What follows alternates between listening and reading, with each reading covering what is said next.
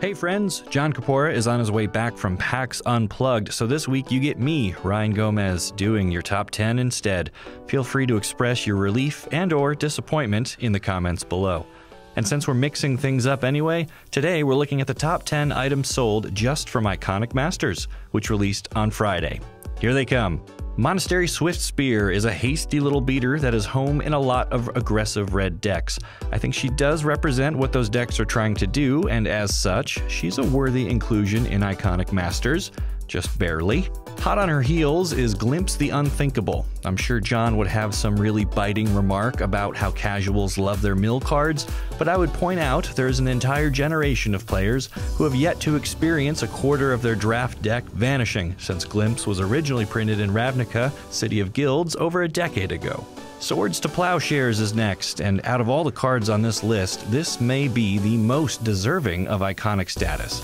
Powerful cheap removal for a color that loves to get big threats out of the way so it can continue to smash with smaller aggressive creatures. That's been a staple of the game for over 20 years, and I'm glad to see it back for this set. Aether Vial. Artifacts have a long history of being some of the most powerful cards in the game, from their humble start in Alpha with Black Lotus all the way up to the banned in Standard Aetherworks Marvel. These colorless cards twist the game like no other.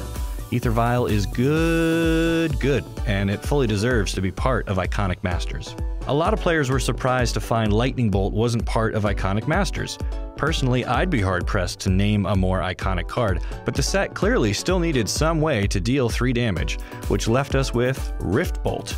In most burn lists, this is effectively Lightning Bolt's 5 through 8, making it a solid, if not exciting, card to find in your booster. And speaking of boosters, the packs themselves placed well on our list of top sellers. Treat yourself to a handful, grab some friends, and start a draft.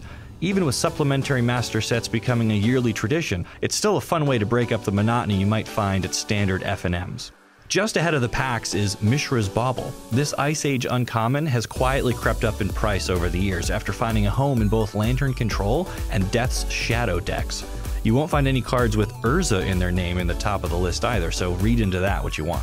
Beating the Bauble, we have Lightning Helix. Oh my god, as one of the most memorable and quoted top decks of all time, this card serves as another strong reminder that Lightning Bolt is not in the set. Our best-selling single card is Thran Dynamo, so I hope you were listening earlier when I talked about how good artifacts are. This one shows up in a lot of commander decks, and this is the first printing with the new colorless mana symbol, which makes it kinda unique. That leaves us with the best-selling item from Iconic Masters being a whole box of Iconic Masters. You can draft the packs, or make an advent calendar for yourself and open one a day. Why not? It's magic, it's supposed to be fun, and that's the most iconic thing of all. Thanks for watching, I'll see you next time.